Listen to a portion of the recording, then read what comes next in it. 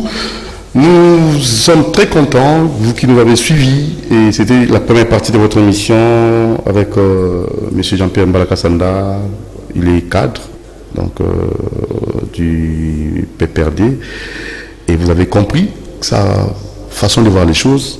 Il a répondu aux questions d'actualité.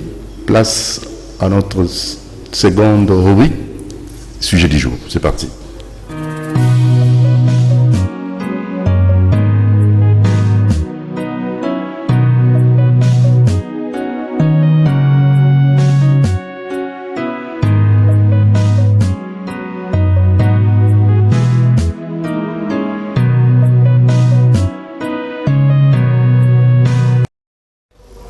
Voilà, merci. Touambi pour Nabino, invité Nibalé, coordonnateur, il y a Banaba Martyr, monsieur Nabi Okito et Azaï Mokote, Azapena, il y a Nabiso Moussoussou, ou Azali Bongo, un habitué à l'émission Koko Palat. Ok, Mbote Nabi Okito. Mbote Ndego Botiri. Santé, ça bien. Santé, ça bien, to sepeli, to pesin merci. Pour abattre biso abeteli bakonzi na biso mboka abateli mapinga na biso abateli service d'intelligence police ainsi que ba conseiller chef de l'état na bossa na opesa bango mbote mikolo nyonso baosala misala kitoko oyo salisa selila sans que bitumba mais bikena kaye mais tozomona makambo minene ezochanger na mboka. Merci mingi. Merci Nabi Okito, coordonnateur Banaba Martyr. Et Toko Solola, les Kambotali, 17 mai, ils allaient à Solo Libération, tout ils allaient date au tout Sengeli, au Milela. Et même ils sont ni le 17 mai, et même ils sont Makambo, et votre émission Makambo, tu as qui peut libérer Bisso. Alors, ceux qui libèrent Bisso, ça c'est très bien, mais ceux qui libèrent Bisso, comment est-ce que Toko Kiko soit libération et à Solo na va inviter na Bisso Yambi Awa. Solo Lango, qu'on va te représenter dans quelques minutes, le temps, tout le monde Nabi Okito. Nabi Okito, le 17 mai, nous allons mon commande à général Ngando Kisasi. Kisasi. Qui Kisasi. Oui. Au Tigana, il va Kisasi trop. Au Tigingati, la message après le lot de la télévision corrigée. Oui. Ngando Kisasi. Nous allons moi quand c'est mon fils. Je suis le fils du général. Nous sommes la famille biologique de Ngando Kisasi. Depuis le village, depuis partout, nous connaissons, nous ne sommes pas des gens peut-être, non. La famille, et je suis le liquidateur de la famille Ngando Kisasi. Le liquidateur de la famille Ngando Kisasi, c'est la voie autorisée. La voie autorisée. Oui, bien sûr. Et le seul parmi la famille biologique de Ngando, le seul qui était avec lui au maquis, c'est moi. Vous avez Namaki. J'étais basé à Bunjubura sur 8e avenue numéro 46 à Bouissa. C'est là où je recevais toute délégation qui m'a envoyé de l'Ouganda pour quitter les combattants pour aller en formation en Ouganda. Là, quand on parlait de ça, loin même de la révolution, c'était 20 ans avant même la révolution du 17 mai, parce que c'était Ngando Kisasi Rugema et Museveni étaient à 3. Au Balbag va libérer Bamboka na Bango, Balbag non. Commençons par Museveni Rugema Koufi, comme on ne parle même pas de Rugema au Rwanda, et c'est lui qui était le chef de Kagame. Babete Masasi de derrière na front à Koufa. Yazaki pona ni Hutu ni Tutsi. Alors Baboma et Batumala Mga Bakoufa. Et c'était le tour de Ngando Kisasi. Et na tour Ngando Kisasi, tant Bakoti Gomu Vira Bukavu. Et créer fusion mongo bato ba comprenaka te ba palpaka trop mais les longs anciens émissions au bato belé ba enregistrer parce que j'ai na kozongi la mo susute aujourd'hui ils allaient explosion de la vérité événement du siècle to lobela makambo o ya révolution vérité na alors vérité libération et il y a solo tout qui est sur problème non, le 17 mai ils allaient date à occupation. Pourquoi comment? Parce que mon toyaki na vision en libération à Koufa. Baboma et avant Bakoma Kisasi. Ngando Kisasi. C'est lui le géniteur. C'est lui le patron de cette révolution. Quand on a commencé avec cette révolution, ce n'était pas la FDL. C'était la révolution ya Ngandu Kisasi Maki Rwenzori. Ndenge ni le bamité, ndenge ni le comment mipété, ndenge ni le changer l'histoire, alors que habité, on ça l'histoire ni l'histoire va changer la route. Vous savez, comme vous êtes en train de dire, la rivière ne saute pas et l'histoire ne change pas. Je sais que Ngandu Kisasi est mort trop tôt, mais bateau a une bonne mémoire. Tant aux yeux comme Uvira Bukavu qui libre le même jour. Qui parlait à la résidence de Mobutu à Goma? Qui était le chef? Qui parlait? Ma première interview, c'était qui? N'est-ce pas Ngandu Kisasi? Non, revenons. Moi j'ai toujours la raté au commencement. Mais auparavant, au départ, c'était quoi? Qui a commencé? C'est le général Ngandu Kisasi. Oh, les bateaux, tout va ignorer. Personne n'a parlé parce qu'à comment on a pouvoir, à comment Kisasi. C'est pourquoi on a le baba konziambo kabosala keba na ba flatteur. Toute flatterie égale à la trahison. Vous avez attendu combien de gens de l'AFDEL qui parlent au nom de Ngandu Kisasi? Na otolanda moko ya PPRD. Regarde, même combien Ngandu Kisasi. Et tout ce qui dit que c'était lui le fondé du pouvoir. Qui a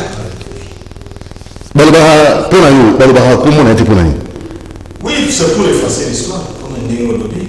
Quand ça se condamne à changer l'histoire, pourtant à ozone ça va une histoire. Na ici babandaka batuni sato. Rugema. Na zongeli rwandais. Paul Kagame Museveni de l'Ouganda, qui est aussi d'origine rwandaise, qui s'est fait des banyakors comme tribu en Ouganda, mais ils étaient de réfugiés rwandais qui ont fui des années 61 en Ouganda. Et ces tribus qui sont autoproclamées d'un tribu banyakore, c'est là où vient Museveni. C'est Rwandais qui dirige l'Ouganda. Vous comprenez?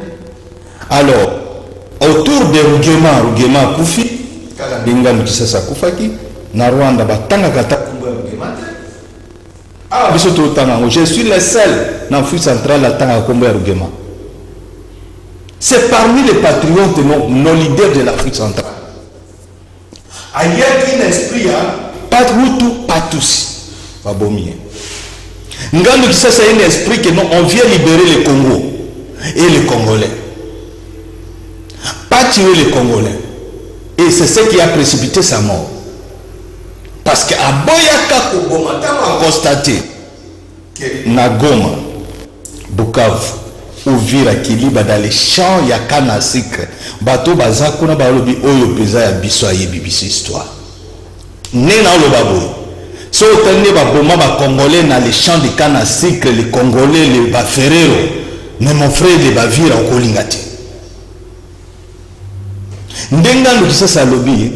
Ce sont on a mis des histoires aux pour vérifier, hein, parce que... Non, il n'y a pas vérifié. Moi, je parle la vérité. Oui, vous avez des fake news. Oui, le président américain parlait trop. Ce sont des fake news.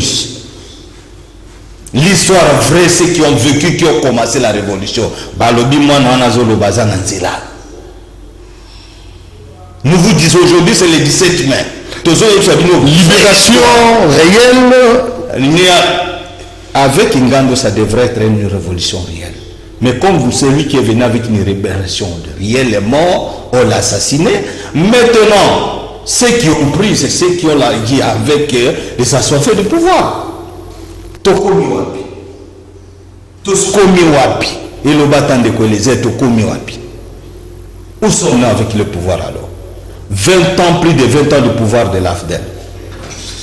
Et vous en avez un de vous qui était tombé pendant le champ de combat, assassiné.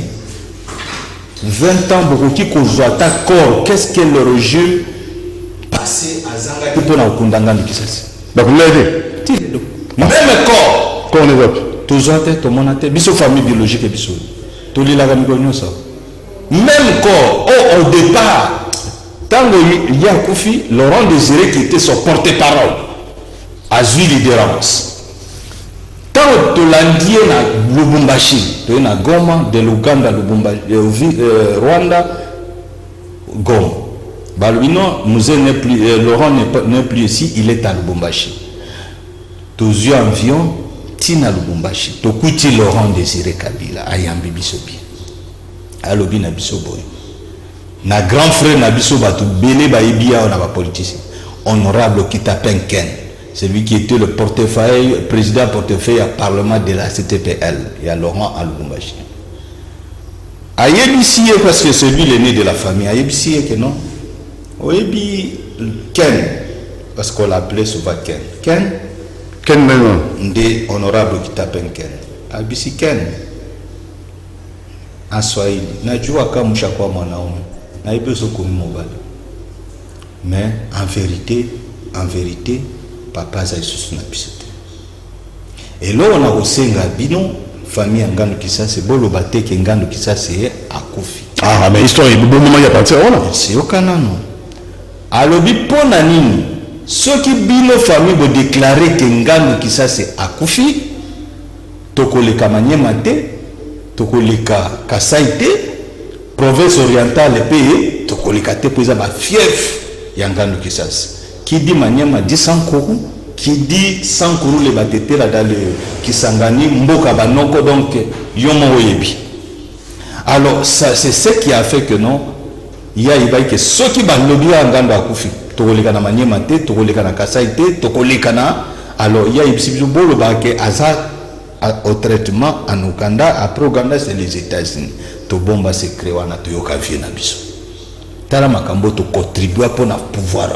Ngai pa na ngani nizaki na mbongo na ngai ya kikutire na oyo yamba ba délégation kutokana na lambeli bango baladi pa na nga tozali na lupango mnene 2 parcelles presque avance sur 8e avenue numéro 4546 na oyambe belé baki Ovira Fizi Mboko po yewi na kosinya ngano kisasa lobi bo rekitele nga mingi ba bembe barega bayaka po bazaki musika koto ya miso bokutani na bango kuna po ayebi ba tribu guerrier du Congo ou bien ba chokwe vous comprenez ba tetela c'est ce qu'il en veut des tribus guerriers du Congo o ba ayebi ke bana soki bana bitumba moi a consigne mingi na eskuneza ki ba bembe na ba ferrero na ba barega alors et pas na ngai ne nazao yamba batwana balali la mouki na tongo bazuzela à Rwanda Ouganda baki na base pour la formation.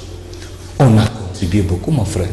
Tu vas minimiser kabiso ba mona biso le vaurien ba yebe le côté ba kokine le côté to fanda ka kimia to loba non to contribuer. Kanisa ke lelo sur pouvoir ye koma ezali poto bomba secret. Pas ces os là que papa bino kufi. Mais bolo maman na biso oya boti biso aye ko yeba ke non ngano kisasa akufi na liwa ya grand frère tant empoisonné. L'invité spécial du gouvernement et de président de la République et du gouvernement congolais aye ko empoisonné na liwa na terema vie grand frère de ngape na uti Afrique du Sud na matanga. Voilà comment famille maman iko yeba ke non ba profiter ba yebse pe matanga ya vie kana matanga. C'est pourquoi choqué ça qui maman 3 semaines pour via Koufaki empoisonna qui est un certain le 8, le 11 à Koufi et maman paye le 24 juin à Koufi par arrêt cardiaque choc il a pouvoir aussi porter donc ce bateau Tokunda 2 personnes chères de nous donc espace de 3 semaines libération ils a déjà dit exact tout ça n'est ni tout soit libération to bunda et le baki Gabriel Mio Kalobi na sepelaki na makasi alobi nous sommes occupés alors mboka na biso ezali sous occupation des étrangers et il faut tout ça la makasi mwana Congo zikoza so na ya opposika na TV toye pona kofinga bato te pona koina bato te mais les dangers aux ezali bano biso to bota to kotika bango na esclavagisme ou bien biso ba papa otoza l'autorité pototika bana biso na liberté. Alors pour la cause de la liberté wana il faut sikoto simba na loboko banda Congo central, Katanga, Équateur, Kassai, to simba na biso nyos. Moi ba différence binoba école mo o dominaka likolo ya école mosusu na Congo ezakate. Ça il faut mettre dans la tête. Mogota ou yana Congo le bina kombinga ile tributel na zi pouvoir biso ka ndete ko diriger partout et ko zalaka pété. Pe tribu moko ko domina ba ningi ko zalaka te boza pe na ba ene moko inutile na mboka na biso ti ezali pania ezakusi. Chaque tribu, chaque province ko diriger mboka. Mais ton dit que c'est un système. To misana rate mais to komisana. Comment na président ya koti ou ya aye. Le Gambasika. Oui, le classique. Voilà un peu. Lelo fachaye. Batomayo basoda, facha kokate, basoda ezaya Kabila. Service d'intelligence Kabila, police Kabila. Non. Kabila zan armée te. Même fachi azan armée te, armée zaya république. Yebsana mokolo bayawa afdel bakocha. Ils en veulent combien de moyens?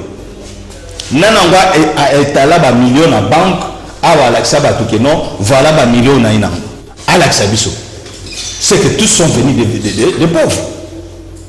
Mbongo formaka ba soda ezali à république. République nde futaka ba soda, nde futaka service d'intelligence. Même Tshisekedi akozalaka en armée na été. Yepe akotika mboka to komesana, c'est là où je dis to komesana. Yepe akotika ba mususu baye to ko soutenir ka motopo Bible na constitution dit soutenons les institutions établies. C'est pourquoi toujours soutenir les institutions établies. Alors, Makambo est scénario sur sa place, moi, parenthèse, 1 minute ou 2 minutes. Les gens ne comprennent pas ce qui s'est passé à l'Est. Ils ne comprennent pas. Ils ne comprennent pas. Oui, même Billy Clinton, Larry Clinton ne comprennent pas l'histoire de l'Est. Parce que Larry Clinton était condamné, Mingaza condamné Congo RDC, comme État battu génocide dans Rwanda. Or, la génocide rwandais, c'est un problème de Rwandais.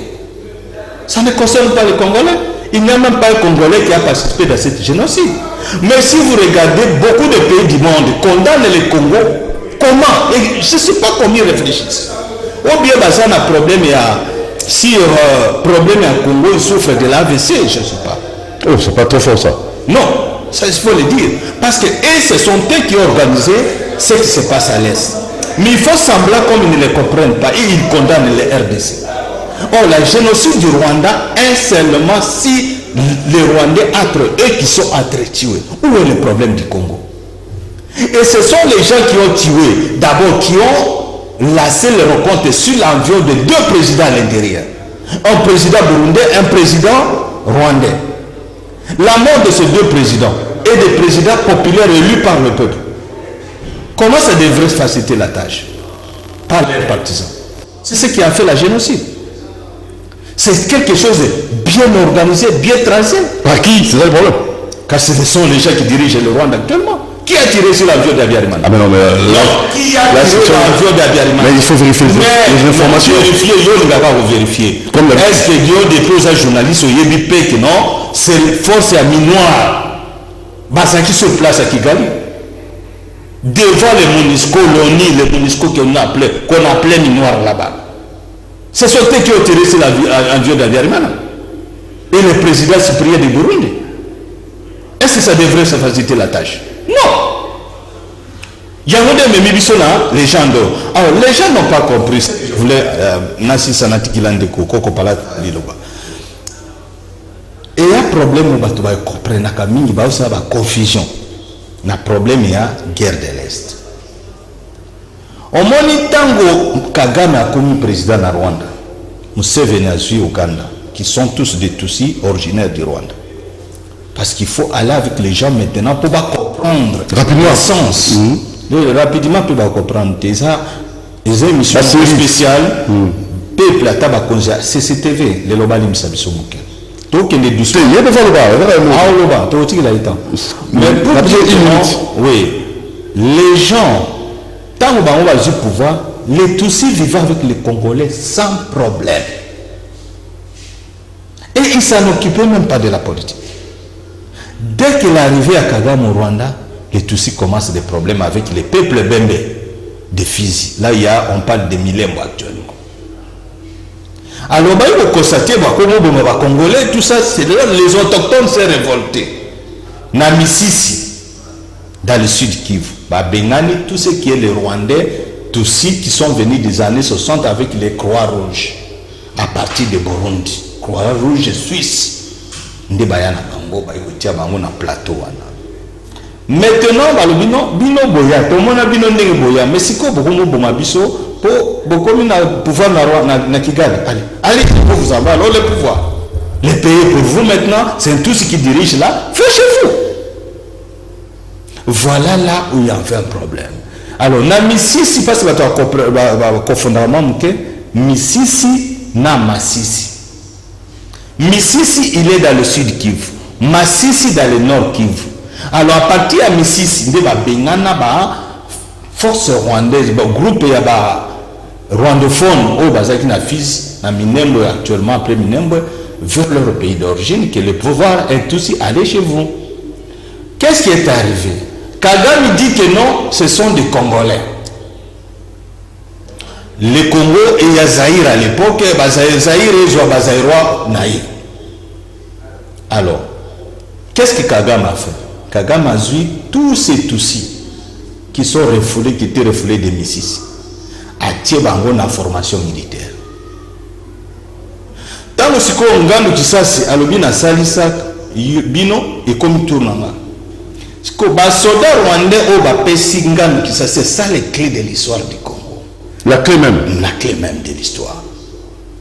Paul Kagame a vu les soldats y a des réfugiés rwandais au bazaki na Congo bazaki refoulés a été nyonso na bana na base na tout na a formé ba ti aussi ko tant ngandu ki sasa lobi siko récupérer mboka na ye attaque à liboso de Rwenzori il n'était pas fidèle c'est ezalaki attaque à CNRD maki de Rwenzori de ngandu ki sasa ndezwa 4 villes même jour. Alors, tant que vu 4 villes, Ngandu Kisa c'était que commandant chef a commis Boyatali na Uvira, Goma, Bukavu, surtout na champ ya bakana sikre ya Kiliba na mission bakuta bibembe ya bakongolo ko c'est. C'est pas pour vous d'accompagner la venir. Siko bato yo Kagame appesi rapport na Ngandu Kisa. Croyez que c'est des militaires rwandais, n'étaient pas des militaires rwandais, ce sont les refoulés de Misisi. Alors, bango baye rakini ba auto bengana bango siko bango bazongi. Voilà ce qui s'est passé dans notre pays que beaucoup n'a pas. Voilà là il y a le problème. On va revenir. Et si ce que c'est la solo. Et ça trop fort sur la solo. Ngana lubaru tate. Comme palata. Libération 17 mai. Et ça solo libération. Tout le monde n'a pas de problème. Matondo mingi mutamutiri esali biso pasi te mawa kolandela ntango bato bazoyoka kaka libération to libération parce que libération on a eza nanu na français babenga wana na lingala okongolais azalaki libéré par rapport ya nini système nini to programme nini ozalaki na mboka oyo nyokolaki ye oyo esengaki ke kongola luka libération nde yango nde likambo po libération yaka pamba te ntango bato bazoloba libération le 17 mai oyo ezalaki ke pouvoir ya mutu oyo muta mobutu akoka kotika azongisa ntango pouvoir oyo eyaki wana ezalaki troisième pouvoir ya balangue nationale. Ceux qui va papa la biso ba comprenaki valeur ya le 17 mai to bandeko po balobi ezali c'est sa congélateur ba pesi au congélateur o mema oko misa pa mukolo na oyo tiki na nzela muto ya luazwi yango akomisi na ndaku ba kofuta nani muto akomisi par rapport ya libération ememelaki biso bolamu bamba te tolendaki tomonaki changement oyo pe libération ke congolais ezalaki mpena libéré esengaki sikoyo nini biso bato eleko wana bapapa eleko wana to soutenir kaka moto ayaki nanu kolakisa biso ke congolais fo asombaka loso na bikolo fo azala na bavaleur na ye moto one mais ntango mbuta kaka oti koloba bambuta nganu kisasi babunda esengaki bato mpe bakoka koyeba bango muse kabila ye alobi ne jamais trahir le Congo c'est que ezala bato oyo balukaka trahison Congo bazali basili to basala te basili te bazali mpo badirigeant congolais mpe badirigeants africains baza kaka dirigé par l'occidentaux ti lelo donc mpo na yo libération ezali te mpo babindele nde bazali kofanisa makambo na biso kaka mpe ti lelo nani aza mundele kaka te oyoka nsi rankino rwandais azobomela congolais oyo kagame ntango bato bazoloba kagame aza mwana baaméricain te rwanda eza babase ya baaméricain eza wapi mais fo totala baonisien oyo bino bolobi onisien bino boyebi te ke onisien babenga mercenari na liwa ya mbuta lumumba ndenge batia livre ezali tokoya nango nde batia mbuta lumumba na saki bazobenga ye oni alakisi peuple minduki balivre ezali sikoyo ye azali na ye sikoyo azalaka kapita azalaka nayebi te bino moko bomikoki alibi tala nanu bamoni te ese bomikoki bino moko nazoyebisa libere bino moko matondo mingi rapidement yango ntango bino bozoloba koma tokose libere boyebake congo eza pays prophétique congo nde kobikisa afrique franc falilo ntango alobaka yango malamu ke afrique eza na forme ya revolver gachette nango eza awa sikoyo ntango rwanda azoboma congolais mpo mundela apesi ye likanisi ntango brazzaville ndeko na ngai ya ngambo abomi ngai mpo congolais towana valeur te tozomona baimage ezoya partout na monde toza néglige ntina mboka na biso chinois azobeto na kati ya mboka no mpe balakisi na média congolais yabetanga leki mpo na nini oyo yabanda liboso ye moto eza na ye est ce que congolais mpo kobeta chinois na kati ya chine balakisa na média chinois mpo biso moko toza babola libanda auti misika ye na mboka no akomi patron mais ntango muse kabila atelemaki alobi te tosalisa service national tokomosomba loso na bikolo pamadeso na bikolo nyonso tozolia biloko ya mboka na biso bino moko bomona te bato bayeba tokufa kolindela kolinga bongo yango kasi nga nazoyebi soki soki bino botangi na charme de l'impérialisme oyo bango basala après 3 ans ya kokabola afrique na conférence de berlin na allemagne bakesala le 25 août 1888 na washington basali charme de l'impérialisme na baarticle na bango eza na article oyo mundela lobi là où dépassent nos intérêts on ne parle pas de génocide ni de massacre. On parlera de quoi hein? On parlera de quoi On ne parle là où dépasse génocide. Donc là où dépassent nos intérêts, on ne parle pas de génocide ni de massacre, même si le nombre de victimes sont très importants. Attends, on couvre 3 millions. Bon, on va le couvrir à 4 pam. Qu'est-ce que vous dites ça là-bas? Comment?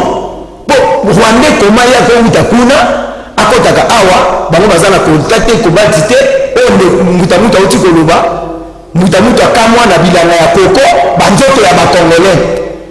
Siko programme wana oyo Kagame asalaka ebutaka pana mais pas mundele donc oza kizi ya mindele nalobi même si bomoni te nyonso to bango bazosala mpona kosukisa bayebake le 6 avril oyo bayokaki sanga fumugimango atelemaki na milimo nyonso oyo bango baboma na oyo baoboma na ngongo bapays africain boyebake Congo RDC moto kobikisa Afrique botala befe oyo bino bosala biso boyebake mundele mutakabola biso na bino tozala na baranking mais boyeba yango ke jeunesse congolaise aza eliki Afrique ya lobi na francophonie présent Tunisie alobaka malamu alobi toute l'Afrique attend que la RDC jeunesse congolaise tolamusa makanisi na biso toyeba toza banani batangisi biso diamant na papier coltan na papier cobalt na papier uranium na papier mais chose plus grave un italien kokufa na terre minérée ya peuple congolais ya matière oyo biso moko na miso tomona te bouta pemba pamba fumuki mbangu mpe milimo ya bakoko na biso ekobikisa kaka Congo ekokabwanaka ata ozali ndenge nini bokotikalaka kokabola Congo te Congo ezali ya bana ya Congo makila ya bakoko na biso nyonso oyo ezosopana na Congo oyo esopana na Afrique na Asie na Europe na Océanie na Amérique bisika na bisika eza ya kolamuka tolamusa makanisi na biso toyeba toza banani nini tokoki kosala biso bilenge mpo tokoka kobatela mboka mpe mabeli nde na kosenga mokonzi ya mboka arevoir prophétie ya Fumukimbangu atala mpe losambo nini Fumukimbangu asalaka mpo na bénédiction ya bilenge eleko oyo lelo bazali négligé partout. Voilà. Baza négligé partout. Pour la ça. Pour la kosukisa nyonso ezali na religion africaine bakota na basite mais so nyanzi na si atelemaki makasi elongo na bangunza mpona likambo oyo ya niongo oyo bango baza nango mpona Belgique aye bikeko ya bakoko na biso nyonso eza na bamboka na bango soki bango bazomona ngo baseki bakozala frappe ntina suka monela kolala kolamuka te Fumukimbangu alakaki bango l'homme noir deviendra blanc et l'homme blanc deviendra blanc les 17 oyo yango balibéraka mboka na biso pamba te pouvoir oyo bino bobebisaki ya moto mobutu na kokosa etangaki na retour à l'authenticité nde esengaka biso bapapa eleko wana basoutenir ye baye kokosa ye balobi recours à l'authenticité ya complicité na catholique babengisi pape Jean-Paul II aye ekoti epumbwa yo na mboka na biso 1980 ekoti ekoya ye aketi na Katanga akei kocélébrer 2 cardinaux Mutamalula nde avote bango kuna kolongwa na Katanga akei na bangi ndake kosala lettre alobi nauti kodécouvrir kote nzambe azalaka si réellement Dieu existe bien noir atika mukanda pakei kuna na Italie koyebisa bandeko na ye auti na Zaïre komona kote nzambe azalaka siko moko nzambe azalaka peuple nango baza souffrant par rapport ya nini. Merci. C'est que Jean-Paul II akosaka tolobaka vérité soka akosaka mpo na nini batindaka mwana wana bete masasi mbote na bayimbe banso oyo balandaka koko palata na bisika nyonso bozali Congo elonga Afrika elonga na komba Fumukimbangu balongo bakoko misongi ya nzela mpe koko masamba. Merci beaucoup monsieur Nabio Kito, merci Koko Palata, à la prochaine occasion.